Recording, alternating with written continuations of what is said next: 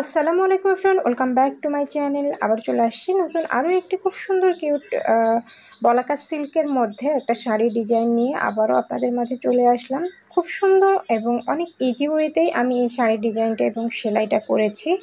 পুরো ভিডিওটি দেখার অনুরোধ রইল। আশা করি পুরো ভিডিওটি দেখলে আপনারা খুব সহজেই এই সুন্দর শাড়িটি নিজেরাই তৈরি করে নিতে পারবেন।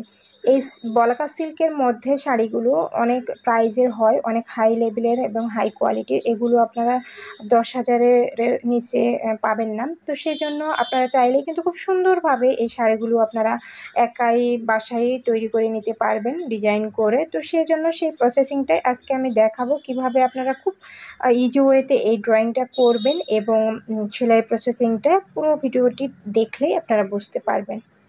এখানে আমি আমার শাড়িটা এক কালারের নিয়েছি এবং সুতার কালার কম্বিনেশানটা একেবারেই কাছাকাছি রেখেই কয়েকটা কালার অ্যাড করে কিন্তু পুরো শাড়িটা আমি কাভার করেছি।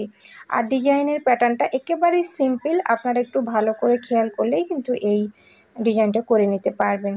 আর পাড়ের প্যানেলটাতে আমি একেবারে সিম্পলভাবে ডিজাইনটা করেছি। পাড়টা কিন্তু দেখতেও অনেক ভালো হয়েছে। আপনারা যারা এভাবে এরকম পাড় পছন্দ করেন এভাবে আপনারা করে নিতে পারেন ডিজাইনগুলো। এখানে মিডিলে একটা ফুল দিয়ে দেন ডাল লতা পাতা দিয়ে কিন্তু আমি ডিজাইনটা কাভার করেছি। আর আপনারা আপনাদের ইচ্ছে অনুযায়ী কিন্তু এই ঝাড়গুলো অ্যাড করতে পারেন।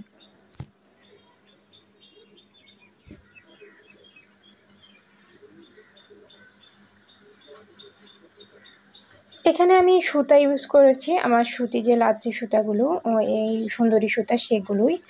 আর বর্ডার প্যানেলটা আমি 3 ইঞ্চি রেখেছি, আপনারা চাইলে 3 ইঞ্চি অথবা 3.5 ইঞ্চি রাখতে পারেন। আমি পাড়ের যে ডিজাইনটা এটা খুব বড় করিনি, আর 5টা এভাবে ডিজাইন দিয়ে কিন্তু আমি করেছি। আর এখানে আমি আপনারা দেখতেই পাচ্ছেন আমি একেবারে কাঁথা স্টিচ দিয়েই কিন্তু আমি আমার এই শাড়িটা কাভার করে নিয়েছি। পুরো শাড়ির প্যাটার্নে শুধু একটাই কাঁথা স্টিচ, আর এমন কেউ নেই যে কাঁথা স্টিচ আপনারা পারেন না। সবাই কম বেশি এই কাঁথা স্টিচ আমরা পারি।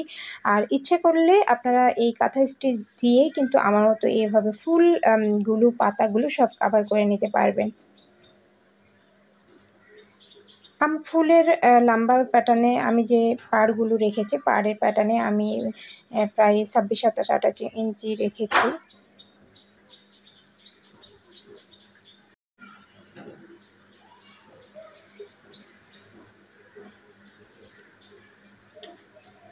এখানে ফুলগুলো ড্রয়িং করা খুব সহজ। আপনারা যারা ড্রয়িং পারেন না তারা অবশ্যই অন্য কারো কাছ থেকে এই ড্রয়িংগুলো করে নিতে পারেন। আর নেওয়ার পরে এভাবে কাঁথা স্টিচ কিন্তু দিয়ে আপনারা পুরো আপনাদের শাড়িটা কাভার করে নেবেন। আর এখানে আমি শাড়ির যে ম্যাটেরিয়াল সেটা আমি রাজশাহী যে সেমি বলাকা সিল্ক রয়েছে সেটা নিয়েছি। আপনারা চাইলে নর্মাল শাড়িতেও কিন্তু এই ডিজাইনগুলো করতে পারেন। যারা সেমি বলাকা এবং বলাকা সিল্ক পছন্দ করেন তাদের জন্য আজকে আমি রিকোয়েস্ট করেছিলেন যে সিল্কের মধ্যে একটু দেখাবেন, তো তাদের জন্যই এই ভিডিওটি করেছি। আর এটা আমার অর্ডারের ছিল, তো সেই জন্য ভাবলাম যে আমি যেহেতু অর্ডারের ছিল তাহলে আপনাদের সঙ্গে শেয়ার করা যাক। তো পাতার শেপগুলো আপনারা যারা ড্রয়িং করতে বোঝেন না তাদের উদ্দেশ্যে বলবো যে ফ্রি হ্যান্ডে ড্রয়িং করা অনেক টাফ একটা বিষয়, কারণ এত বড় শাড়িতে ফ্রি হ্যান্ডে ড্রয়িং করতে গেলে অনেক একটা লং টাইমের ব্যাপার। তো আমি এভাবে আপনাদের একটা আপনারা আমি যেভাবে নীলসাপ দিই, তো আপনারা চাইলে কিন্তু ওভাবে নীলসাপ দিয়ে খুব ইজি ওয়েতে আধা ঘন্টার মধ্যে কিন্তু আপনারা সাপটা করে নিতে পারবেন। আর যারা নীলসাপ পারেন না তারা এভাবে একটা পেপারে একটা পাতার শেপ কেটে নেবেন, দেন সে শেপ দিয়ে কিন্তু আপনারা এই পাতাগুলো অ্যাড করতে পারবেন। তাহলে কিন্তু কোথাও আপনাদের ছোট অথবা কোথাও বড় এভাবে হবে না। আপনারা আপনাদের একটা শেপ দিয়েই পুরো শাড়িতে কিন্তু আপনারা ডিজাইন করে এই পাতাগুলো আপনারা তৈরি করে নিতে পারবেন। তো এভাবে আপনারা অবশ্যই যারা ড্রয়িং করতে পারেন না তারা এভাবে একটা পাতার শেপ কেটে নেবেন, দেন তারপরে এই একটা শেপ দিয়ে আপনারা ইচ্ছে অনুযায়ী এভাবে স্টেপ বাই স্টেপ আমি যেভাবে বসিয়েছি আপনারা এভাবেই কিন্তু স্টেপ বাই স্টেপ পাতাগুলো বসিয়ে নিতে পারেন। এখানে তেমন কোনো ড্রয়িংয়ের এক্সট্রা কোনো প্যারা নেই, শুধু এক পাতা দিয়েই কিন্তু আমার পুরো ডিজাইনগুলো করা। আর ফুলগুলো আপনারা একটু আইডিয়া নিয়ে এভাবে পাতাগুলো অ্যাড করে কিন্তু শাড়িটি করে নিতে পারবেন। এখানে হাতার জন্য আমি এক্সট্রা শুধু হাতার প্যানেলের জন্য এই পাশে যে শাড়ির ব্লাউজ পিস থাকে সেটাতে আমি কিন্তু হাতার জন্য এই ডিজাইনটা করে নিয়েছি।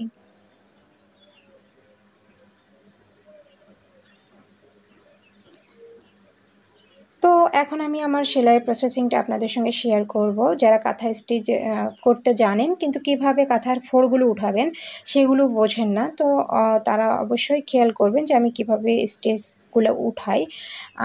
আপনারা একটা করে স্টিচ উঠাবেন, নিচেরটা ছোট করবেন আর উপরেগুলো বড় করবেন, তাহলেই কিন্তু আপনাদের কাঁথা স্টিচগুলো অনেক সুন্দর হবে এবং দেখতে ভালো লাগবে, ফাঁকা হবে না। আর আপনারা যদি 50-50 ওঠান তাহলে দেখা যায় অনেক ফাঁকা হবে, উপরের সেলাইগুলো দেখতে খারাপ লাগবে। তো সেজন্য আপনারা নিচে যে ফোরগুলো উঠাবেন সেগুলো অনেক ছোট দিবেন আর উপরের ফোরগুলো একটু বড় দিয়েই কিন্তু পুরো সেলাই প্রসেসিংটা শেষ করে নিতে পারেন।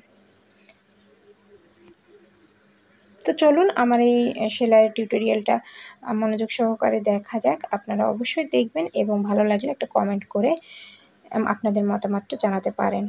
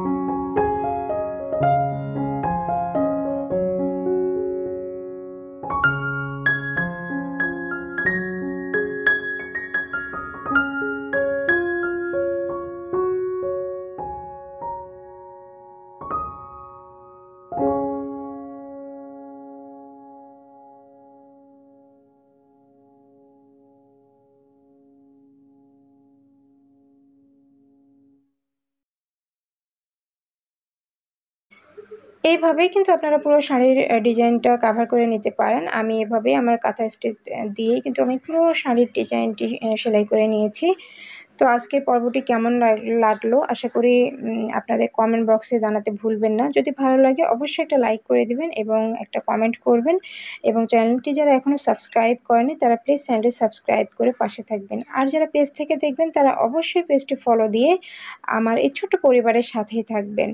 তো সবাই ভালো থাকবেন, আবারও দেখা হবে নেক্সট কোনো পর্বে। নতুন কোনো ভিডিও টিউটোরিয়াল নিয়ে আবারও হাজির হয়ে যাব, আর আপনাদের রিকোয়েস্ট ভিডিওগুলো আনার চেষ্টা করব নেক্সট টাইমে। সবাই ভালো থাকবেন। আল্লাহ হাফেজ।